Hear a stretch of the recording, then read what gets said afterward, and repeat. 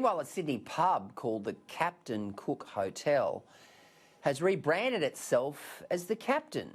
Joining me now, Liberal Senator for Tasmania and Sky News Across Australia regular Eric Abetz. Senator Abetz, thanks for joining us tonight. They're saying it's just a rebranding, the Captain Cook Hotel, but there are some cynics who are suggesting that they're just sort of bowing to the PC brigade. Well, the timing of this would suggest that it is a result of the PC brigade with all the nonsense that's going around with cancel culture, etc. But at the end of the day, do you have to give that person the benefit of the doubt? I suppose you do. But look, having said that, I just hope that the person that makes the meals won't be referred to as Paddington Bear, but will still be referred to as the cook. Very clever. All right, now you just heard the Prime Minister. He's pretty upset about the fact that this Black Lives Matter protest is proceeding next week, although police have put in an application to the courts to have it stopped. The timing doesn't seem quite right, does it, Eric? Well, once again, the Black Lives Matter march organisers are deliberately defying health authorities, law and order authorities, because what they're genuinely on about is not about getting rid of racism, something that we all deplore. What they're on about is seeking to destroy our Western civilization, our culture, and replace it with a Marxist orthodoxy. And when you've got the New South Wales Police Commissioner, and let me quote, relying on some pretty good intelligence from Victoria, we know how dangerous these protests can be in terms of health. There you have it from a New South Wales Police Commissioner who has observed that which has occurred in Victoria. We know what's happening in Victoria.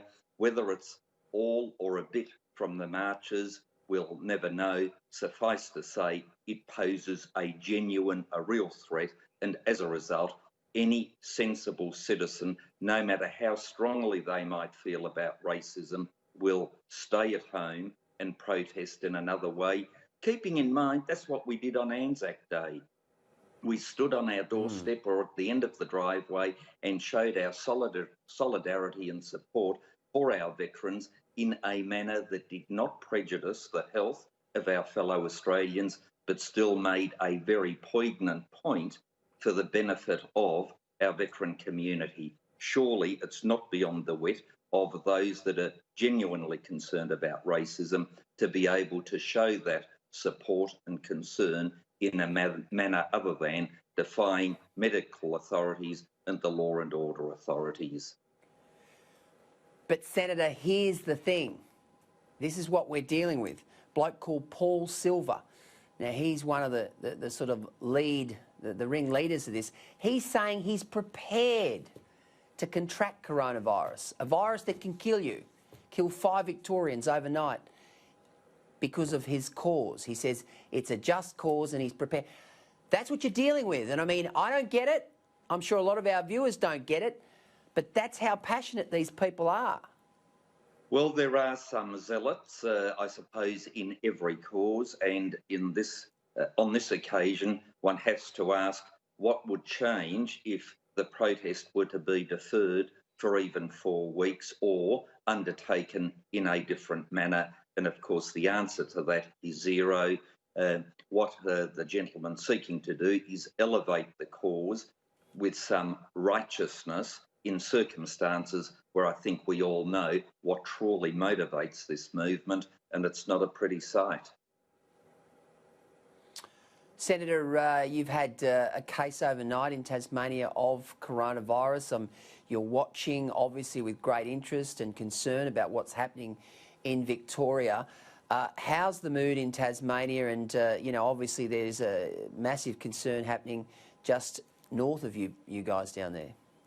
In Tasmania, we're very confident in the way that Premier Gutwein and Prime Minister Morrison have been handling the situation. The one coronavirus case that we have had, the first one in 60 plus days, was as a result not of community infection, but as a result of somebody coming into Tasmania quarantined and appropriately dealt with, so we don't expect or anticipate any community infection as a result of this one individual case.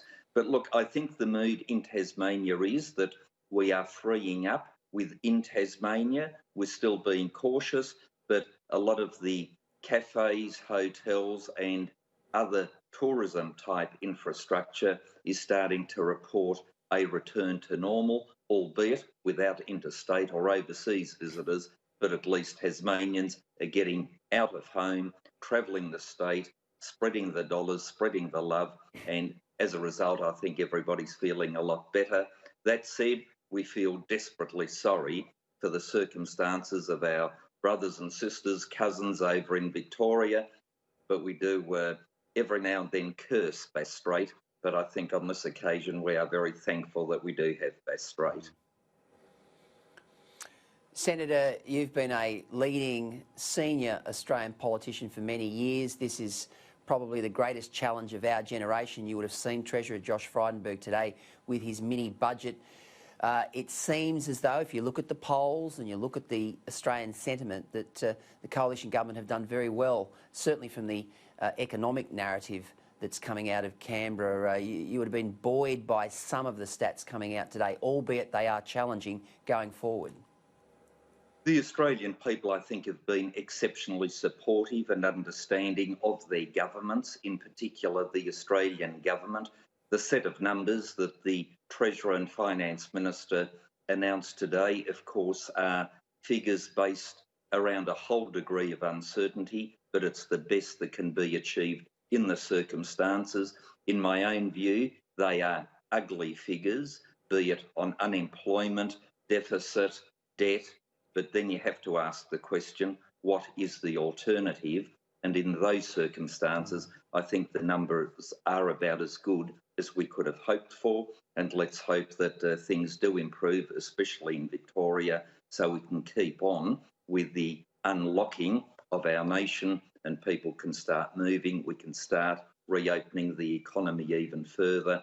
And as a result, the figure for me that is the most concerning is the unemployment rate, because if somebody's in employment, Peter, they have better mental health, better physical health, better social interaction, better self-esteem. The social good of employment, in my view, often outweighs the economic benefits of employment.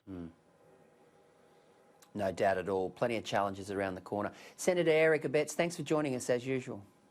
Always a pleasure. Thank you.